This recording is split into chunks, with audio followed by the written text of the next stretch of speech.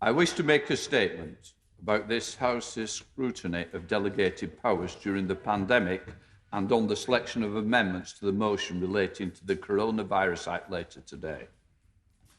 The way in which the government has exercised its powers to make secondary legislation during this crisis has been totally unsatisfactory. All too often, important statutory instruments have been published a matter of hours before they come into force, and some explanations why important measures have come into effect before they can be laid before this House has been unconvincing and shows a total disregard for the House. The government must make greater efforts to prepare measures more quickly so that this House can debate and decide upon the most significant measures at the earliest possible point. The use of made affirmative statutory instruments under the urgency procedure gives rise to particular concern. I will give very sympathetic considerations to applications for urgent questions or emergency debates in such cases requiring ministers to come to the dispatch box to justify the use of such powers. I hope that all honourable members will have a chance to express their views through substantive, amendable motions on scrutiny of delegated powers or on the operation of the Coronavirus Act 2020 or both. But I turn now to the motion to be considered later today, which invites the House to make a narrow, binary choice as to whether the temporary provisions of the Coronavirus Act 2020 should or should not expire. Unfortunately, as it is only a 90-minute debate, as proceeding under the Act, under SO 16, I am disappointed that I cannot give additional time to discuss the issues. I know some members will be disappointed.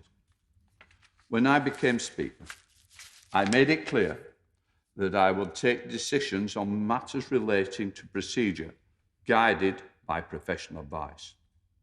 I have concluded, on the basis of advice that I have received, that any amendment to the motion before the House risks giving rise to uncertainty about the decision the House has taken.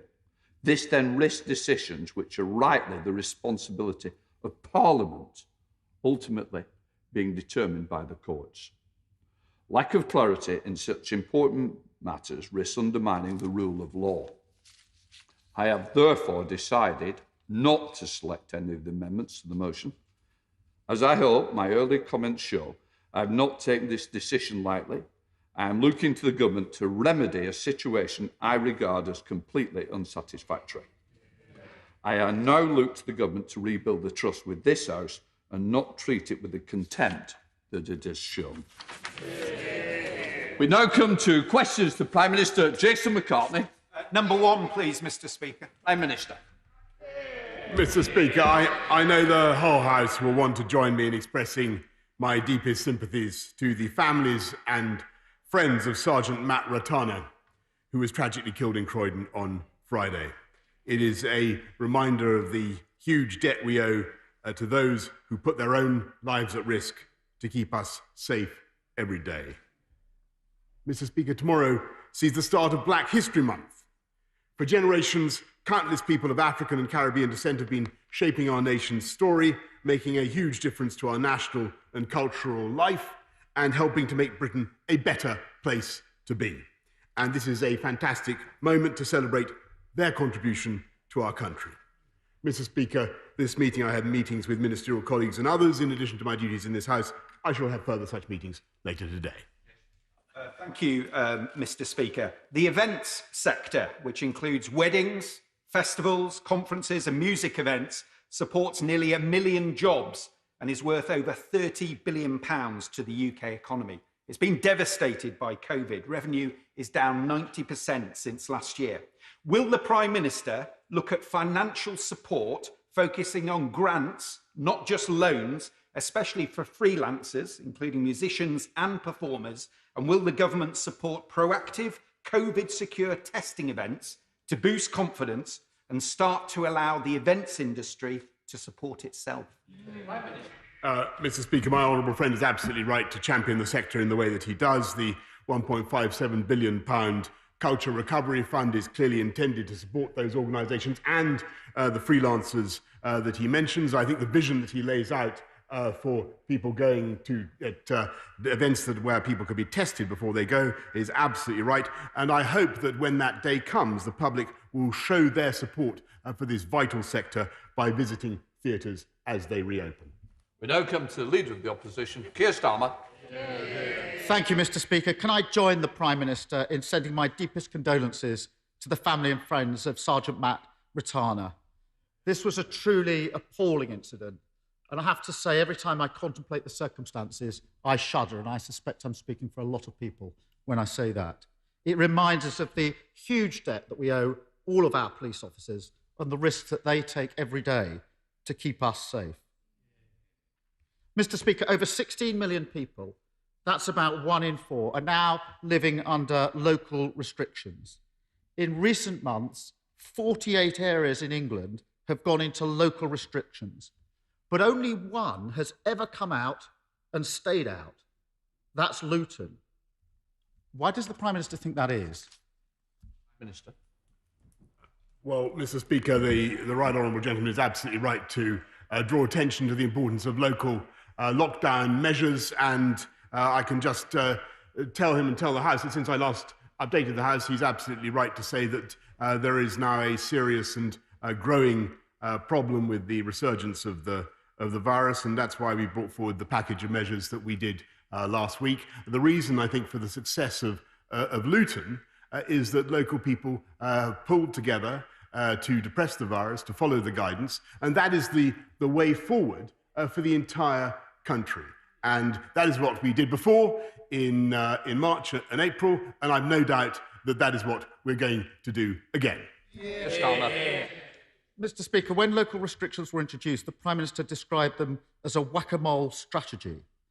That implies that at some stage the mole goes down and restrictions are lifted. But in fact, in some lockdown areas, infection rates are still going up. And in towns like Bradford, Bury and Oldham, restrictions have now been in place for months. For many of those communities that are affected, things feel like they're getting worse, not better. So I ask a question on their behalf. What is the Prime Minister's strategy for bringing these cases out of restrictions so they can see their families again? Well, Mr. Speaker, nobody wants to impose restrictions of this kind, whether in Bradford or anywhere else in the country. And we work very closely with local authorities to ensure that we have the right mix of the approach that we adopt. But frankly, when you have the virus going up in the way that it is now in some parts of the country, you have to take strong local action. I think one important difference between the way the virus is behaving this time and in the spring is it does appear at the moment as though the illness is more localised. That's why you need direct local action of the kind that we're taking, in addition to the strong national measures that we announced last week and which he supported, and whose effect we hope to see in the coming days and weeks. Keir Starmer. Mr. Speaker, one of the major problems, as we've seen in the last 24 hours, is widespread confusion about the local restrictions. And I don't just mean the Prime Minister not knowing his own rules. Having sat opposite the Prime Minister at PMQs every week, that didn't come as a surprise to me. But let me quote to him the Conservative council leader in Bolton, the Conservative leader. He said this about the government's handling of restrictions. It's breeding resentment. It's become too complex, too complicated. People feel very let down and very frustrated and very forgotten. Mr. Speaker, if the Prime Minister doesn't understand the rules and his own council leaders are complaining about mixed messages, how does the Prime Minister expect the rest of the country to understand and follow the rules? Mr. Speaker, actually, I think that the people in this country do understand and overwhelmingly do follow the rules, and that, I may say, is in spite of the efforts of the Leader of the Opposition continually to try to snipe from the sidelines, to undermine what we are trying to do.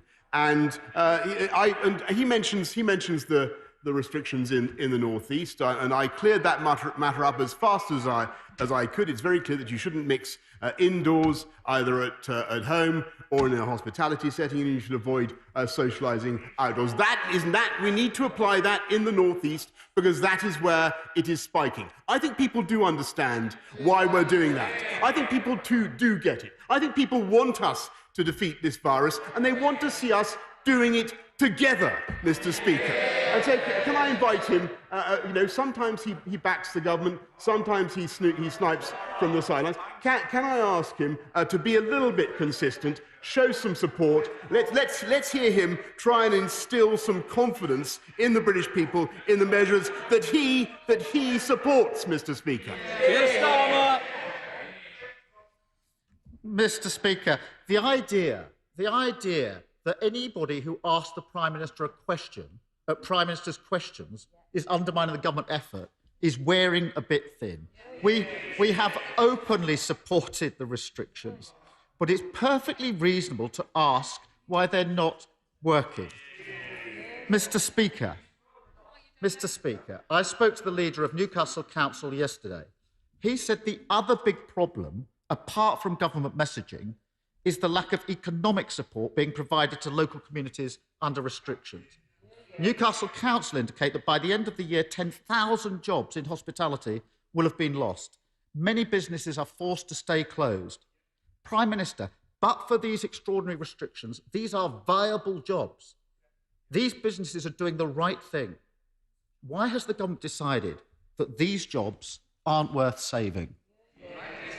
Well, Mr. Speaker, as I said repeatedly, we're putting our arms around the whole of the UK economy. We will do everything we can to save every job. I must say, I saw the leader of the Labour leader of Newcastle, and I was rather surprised by what he said, because actually, to the best of my knowledge, they were calling for the measures that we put in, and the best way to protect our jobs and our economy is to continue to work together. To comply with the measures, to drive down the virus, to keep our children in education, which is an absolute priority for this country, and to keep the economy moving. That's what we want to do. Now, that's the strategy, that's the approach that he supported last week. He now says he simultaneously attacks and doesn't attack the restrictions. Which is it? He's got to make up his mind. If he supports the government policy, if he supports these restrictions, will he say so now? Keir Starmer. I support the restrictions. I've done so every single time the Prime Minister's introduced it. He well knows that. The question I've asked is, because of the restrictions, lots of people's jobs are at risk. Lots of people's jobs, 10,000 people's jobs in Newcastle in hospitality because of the restrictions. I support the restrictions, but I'm asking the Prime Minister is, can the economic support go in for those that will lose their jobs? And he didn't answer that. There's 10,000 people that wanted an answer to that last question because they're going to lose their jobs by Christmas. Prime Minister, you really should have answered it. The reality is that the Chancellor's made a political choice to reduce economic support just when the new health restrictions are coming in. If the Prime Minister doesn't accept that from me, maybe he'll listen to the following example from the Chancellor's own constituency. This is the business owner, Prime Minister. You might want to listen to what he has to say. We own a wedding venue in Richmond, North Yorkshire. The Chancellor's latest plan does nothing to help us. We can't employ people to work in events that the government are not allowing to take place. Our events team are looking in the face of redundancy as we simply can't afford to pay wages when events are in lockdown. These jobs here are viable if only the government would allow us to return to work. My events team, he goes on to say, are talented and fantastic, and it's an insult to suggest their jobs are not worth saving. So this isn't about supporting restrictions, Prime Minister. It's about what the Prime Minister has to say to those that are at risk of losing their jobs and businesses. What, on behalf of the Chancellor, does he say to that business owner? Just say, look, it's very important, but just to remind everybody, it is Prime Minister's questions, not opposition questions. Prime Minister. Well, I'm very grateful, Mr. Speaker, because I think that the answer is very clear. And I think last week the Labour Party supported the package, the Winter Economic Plan that the Chancellor put forward. And I think that most people looking at the 190 billion that we've invested in supporting people across this country will recognise, which is, by the way, the furlough plan alone was far more generous, is far more generous than any other European country. I think most people around the world can see that this government is putting its arms around the people of this country, helping them through, and we will help. And I know that the wedding sector has had a particularly tough time, and of course I feel for the gentleman that he refers to in Richmond in Yorkshire who wants his business to go ahead. But the best way forward for him and for all other business in the country is if we all pull together now, get the virus down, keep the economy moving. And in the meantime, yes, of course, this government is able to supply the support that is needed, which, by the way, is only possible because we had a prudent, sensible, one-nation Conservative party in power over the last 10 years, and the Labour Party would have bankrupted the country. Keir Starmer. Mr. Speaker, it's refreshing to hear the Prime Minister trying to dig the Chancellor out of a hole for a change, but I don't think that will wash. The Prime Minister just doesn't get it. The problem with his argument is this. These are viable jobs, Prime Minister, but for the restrictions. The vacancies for new jobs just don't exist. And the training scheme the Prime Minister announced yesterday doesn't start until April. There is a gap here, and the Prime Minister shouldn't be so tin-eared to those whose jobs are at risk. Finally, Mr. Speaker, tomorrow marks the start of Black History Month. As well as celebrating the huge contribution black people have made to the UK, we must also reflect on the present and the structural inequalities and discrimination that sadly persist. For example, black women in the UK are 5 times more likely to die in pregnancy and childbirth. That is truly shocking. Will the Prime Minister commit to addressing this and launch an urgent investigation into the issue? The right honourable gentleman knows full well that this government has launched an urgent investigation into inequalities across the whole of society, and we will certainly address them in a thoroughgoing way. And I'm amazed that he seems ignorant of that fact. Absolutely amazed. I mean, Mr. Speaker, it is a quite extraordinary state of affairs. The right honourable gentleman's general line of questioning, because one moment he's supporting the restrictions. The next moment, he seems to be opposing them. One day they're theoretically marching side by side with the rest of us trying to defeat coronavirus. The next minute, they're off in the undergrowth firing from the sidelines. And I must repeat it. It was the Right Honourable Lady, the Shadow Education Secretary, who really revealed what Labour is all about, what the opposition is all about. She said this was a good crisis which they intended to exploit. We see this as a moment for the nation to come together, and that's what we're doing. And we are taking the tough decisions that will get this country forward. Take this country forward. Not just the lifetime skills guarantee, which he was kind enough to mention, but also the huge investments we're making in the NHS, in our policing, in affordable housing. This is the government, this is the party that is taking the tough decisions to take this country forward, while I'm afraid, Mr. Speaker, once again, all they want to do is snipe from the sidelines. David Mundell. Thank you, Mr. Speaker. Does my right honourable friend agree with me that it's essential that the iniquitous tariffs that the US has placed on Scotch malt whisky be removed during the current presidential term?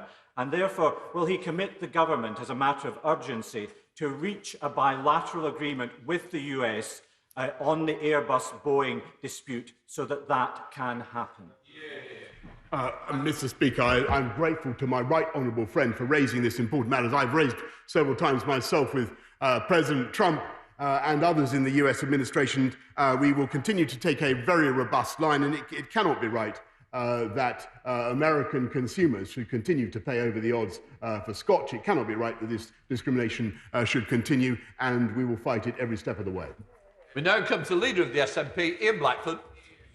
Thank you, Mr. Speaker. Can I associate myself with the remarks of the Prime Minister and the Leader of the Opposition of the murder of Sergeant Matt Ratana, a truly shocking incident, and we should applaud the efforts of our police and all our emergency services that do a wonderful job to keep the rest of us safe. Our thoughts are very much with Matt's family, friends and colleagues, and indeed to associate myself with the remarks of the Leader of the Opposition on Black History Month and the responsibility that we all have to eradicate inequality.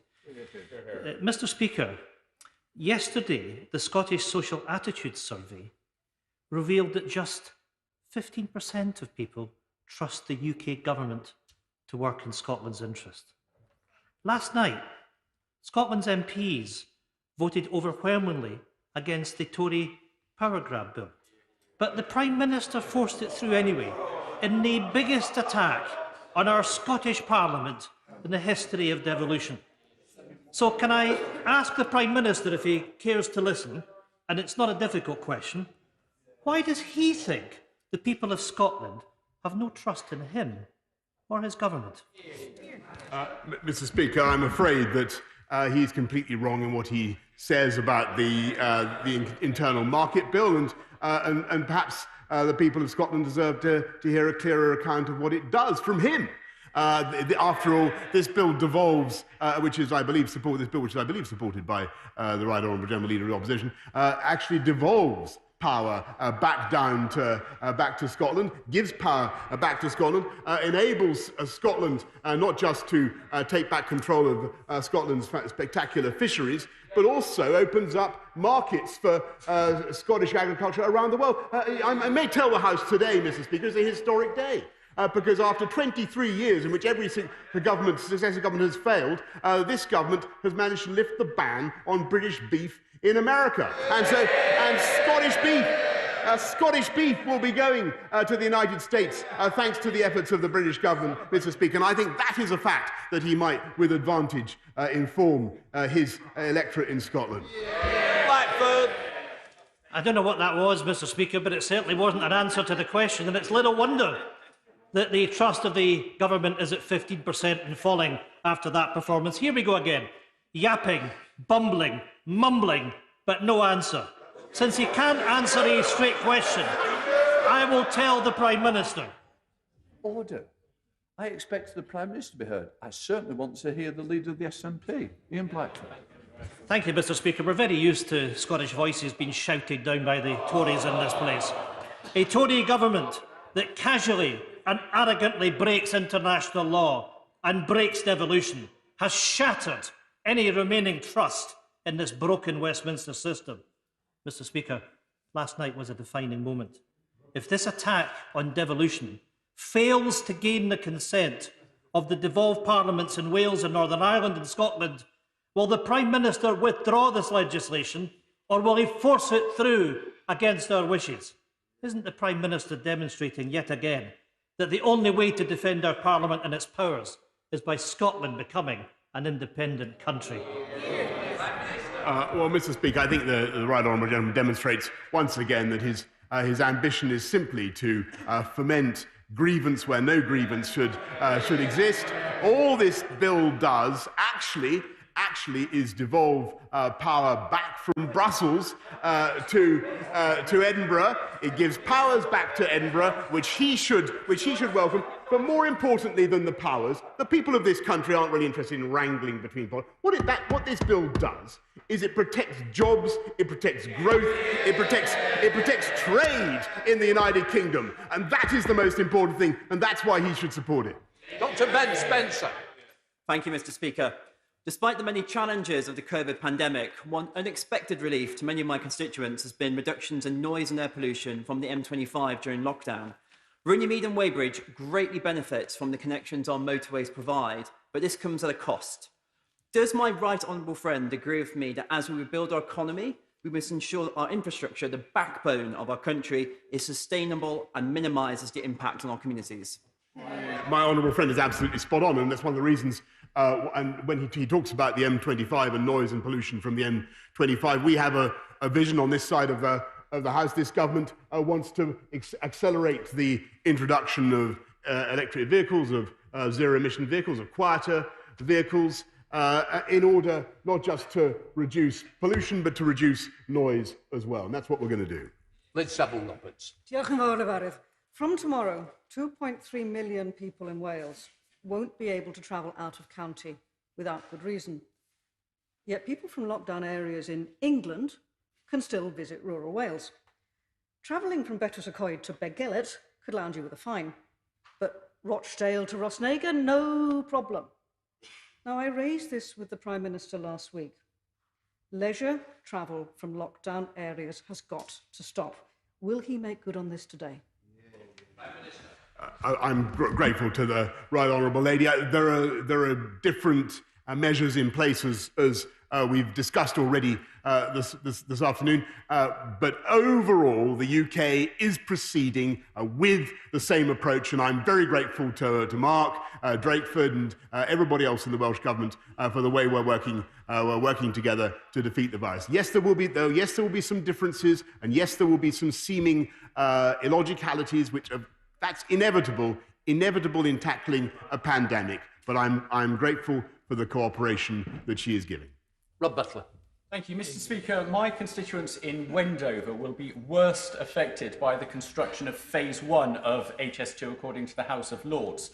The best mitigation for the village would undoubtedly be a bored mined tunnel, but that has been refused. Does my right honourable friend agree with this decision? And if so, will he ensure that HS2 Limited and its contractors work constructively with the Wendover HS2 group to minimise noise pollution and avoid damaging the aquifer by other means? Well, look, as a Prime Minister, I totally support HS2 and the ambition of linking our country up better. As a local MP, I feel his pain. And I understand exactly where he's coming from. And I've been assured in my conversations with HS2 that they are having extensive engagement with the Wendover group. I know Wendover well, as he knows, and I will ask the relevant minister to make contact with him. Monera Wilson. Thank you very much, Mr. Speaker. The Prime Minister has reportedly said that improving the lives of disabled people is a personal mission. But his Coronavirus Act has watered down the right to care for the most vulnerable, particularly the disabled, children with special needs, and those struggling with mental ill health. So how does renewing the Act today in full stack up today with his personal mission, never mind his conscience? And will he finally commit to working cross-party to replace these draconian laws to ensure that we both protect our most vulnerable and safeguard our liberties? Well, Mr. Speaker, we are making sure that everybody in our society gets all the protections that they need. I'm aware of the easements that she refers to in the Care Act, and we're determined that people should, and the necessity that we temporarily had to put them in, we now need to make sure that we give everybody the protection that they need, and that's what we're going to get. That's what this government will do. Jacob Young. Thank you, Mr. Speaker. Can I welcome the Prime Minister's announcement today on the UK's first hydrogen transport hub in Teesside, which will see the UK embrace a hydrogen-fuelled future, putting Redcar and Cleveland at the heart of developing this vital new energy source. Does he agree with me that this is exactly how, under this government, we will build back better and greener, creating new jobs and putting Britain at the forefront of this world-leading industry? Well, I thank my right honourable friend. I must say, I think that I'm hearing a lot of good stuff from the benches behind me about the clean, green future, the green industrial revolution that this country is embarked on. And I'm delighted that Tees Valley will be the UK's first hydrogen transport hub, and I look forward to joining him there before too long. Tommy Shepherd. Thank you, Mr. Speaker. The Prime Minister will know that next May there are elections to the Scottish Parliament. And I'm sure he will agree with me that the question of how Scotland is governed will be central to that campaign. Now, I know the Prime Minister is a keen student of the democratic principles, so can I ask him this? If the Conservative Party and other unionist parties are successful in that election in securing a majority of the seats in the Scottish Parliament, would he regard that as a mandate for the Union? A simple yes or no would suffice. Well, I'm a keen student of democratic principles, as the honourable gentleman rightly says, and I recall that there was a referendum in 2014 in which the people of this country, the people of Scotland, people of our country, voted overwhelmingly or by a substantial majority to keep the union. It was a once-in-a-generation event, as the then leaders of the Scottish Nationalist Party acknowledged, and I think they were right then, and we should stick with that. Abrahams. Thank you, Mr. Speaker. The Prime Minister and I were both elected on a manifesto pledge to increase home building and to level up our country. And there is lots to welcome in the planning white paper. But the formula that's being used to allocate the homes seems to be doing the opposite. It's overshot in terms of numbers, and the investment is concreting down rather than levelling up. So could my right honourable friend commit that when the consultation closes tomorrow, that he will pledge to change some of the elements of this, dare I say it, algorithm? Well, I'm grateful to my right honourable friend. What I can tell her is that we are going to ensure that we have a planning system that is fit for purpose, that allows us to give young people, for the first time in a generation, the chance of home ownership, which currently millions and millions of people are shut out from. That's what we want to do, but we think we can do it in such a way as to avoid desecrating our beautiful countryside, avoid desecrating our green belt. That is what we're going to do, and I hope very much that she supports it. Heading up to Alderman Saddleworth with Debbie Abrahams. Debbie Abrahams. Thank you, Mr. Speaker. Mr. Speaker, with over 7,000 new cases and 71 deaths from COVID yesterday, and a 7-day case average of 183 per 100,000 in Oldham, could the Prime Minister tell my constituents what he thinks his biggest mistake has been to date? Is it locking down too late, lifting the lockdown without a fully operational test, track and isolate system, the billions wasted in backroom deals with the private sector on PPE that doesn't fit, test and trace that doesn't work, and more, or all of the above? Mr. Speaker, I'm grateful for what she said. There will be plenty of time, of course, to go over all the decisions that the government has made, for which, as I've said repeatedly, I take full responsibility. But what we're engaged on now, and she's right to draw attention to the incidents in her constituency, 183 per 100,000. That is a serious increase. The position is not the emergency of March, but it is serious. And that's why I hope that she will encourage her right honourable friend, the Leader of the Opposition, to support more actively, perhaps more consistently, Mr. Speaker, put it that way, more consistently what the government is doing, and encourage her constituents that the best thing we can all do is to follow the guidance. Hands, face, space, get a test if you have symptoms, and where there are local measures that need to be in place, look at the website and follow that advice. David Summers.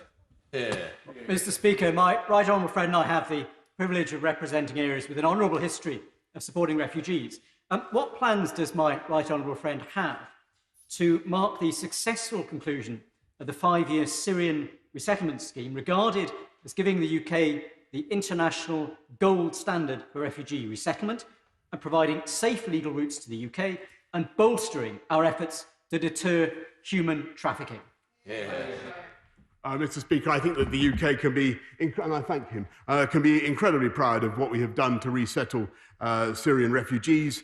We've resettled more than 25,000 through safe and legal routes direct from conflict zones, Mr. Speaker, and we will continue to meet our obligations to those fleeing persecution and war around the world.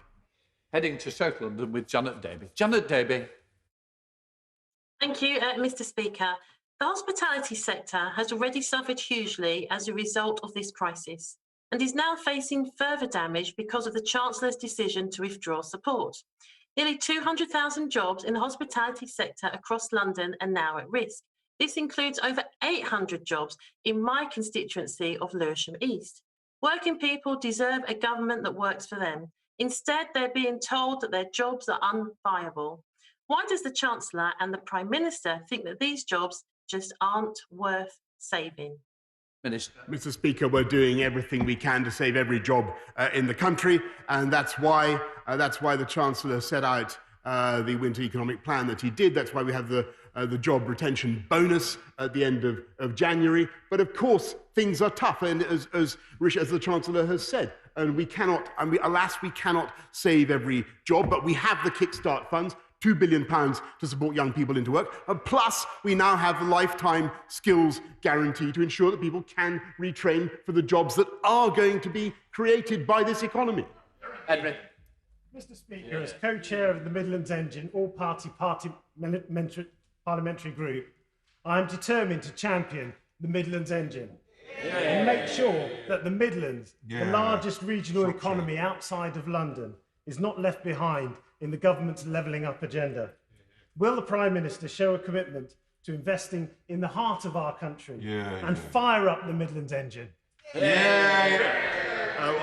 My honourable friend is completely right in his support for the Midlands Engine, and that's why we're investing another £200 million in the Getting Building Fund into the Midlands Engine region, and I'll be happy to write more to him about what we're doing for levelling up in the Midlands in the course of the next few days. Rick Whitley.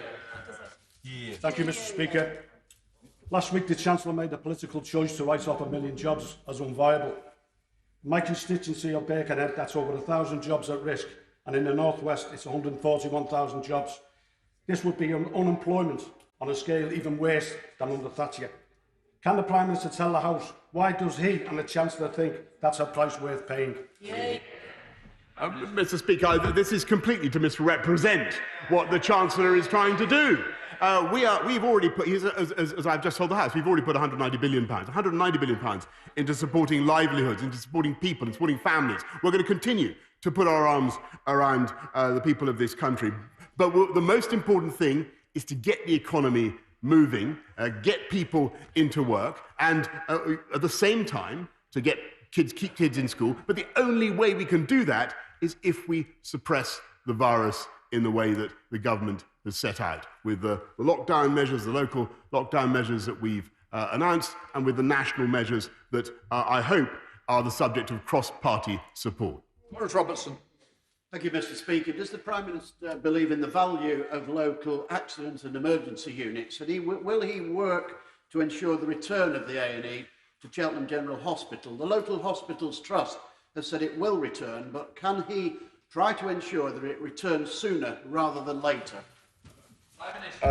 Yes, indeed, Mr. Speaker, and I'm assured that the closure to which he refers is only temporary, and I would just remind him that this is the government that is putting in the biggest ever capital investment in the NHS, £34 billion investment in the NHS, to say nothing of the investments we've made just in the last 9 months. And hopefully he can do Chorley at the same time. Neil Coyle. Thank you, Mr. Speaker. In January, the government was still pretending there were only 5,000 rough sleepers across the whole country. During the lockdown, 15,000 rough sleepers were supported under the Everyone In programme. Will the Prime Minister ensure that the homeless charities, councils and others who stepped up and provided accommodation in the crisis are funded for every single person they helped?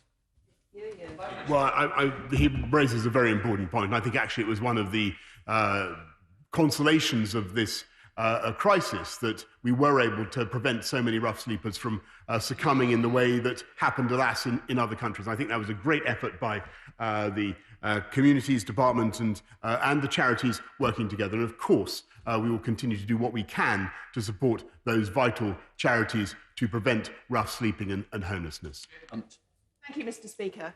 The Rotary Club of Loughborough Beacon would like to pass on their thanks to the UK government for being one of the top donors to the Global Polio Eradication Initiative, which has made Africa free from wild polio. Will the Prime Minister join me in congratulating Rotary and their supporters for their own monumental contribution to this effort, contributing over $2 billion and helping to vaccinate over 2.5 billion children around the world? Well, I thank my honourable friend, because that is a classic and a fine example of the philanthropy and public spirit of the British people, which has been shown clearly throughout this crisis. Randu Mishra. Thank you, Mr. Speaker. I know the Prime Minister refused to recognise my figures last week, but my local housing provider, Stockport Homes, has a waiting list of more than 7,000 households. With Shelter saying that 200,000 renters are at the risk of imminent COVID eviction, will the Prime Minister reinstate the ban on evictions to prevent an even bigger housing crisis in Stockport this winter? Well, Mr. Speaker, we've changed the law to ask landlords to provide tenants with at least 6 months' notice before eviction. We're not going to have evictions in lockdown areas, and there won't be any enforcement of evictions over Christmas. We're also putting £180 million into discretionary payments for local authorities to help hardship cases. But what we're also doing is embarking on a huge programme to build hundreds of thousands more homes, and particularly affordable homes that I hope his constituents will want to buy and to part buy. Final question, Jerome Mayhew. Thank you, Mr. Speaker. The A47 Acle Strait is the main road. In fact, it's the only road that links Great Yarmouth to the great city of Norwich. It's a bottleneck and it's notoriously dangerous, and there's been a campaign to dual it for at least 30 years. And yet, the Highways Authority have just announced that they have no plans even to consider it for upgrade until 2030 at the earliest. What can my right honourable friend do to give hope to the people of Broadland and of Norfolk more widely that this inexplicable decision will be reconsidered? I can assure my honourable friend that, and I appreciate the temporary disappointment that he is experiencing, but this is a government that is immensely ambitious for the improvement of our transport infrastructure, and an active consideration is now being undertaken of that project again. And I understand that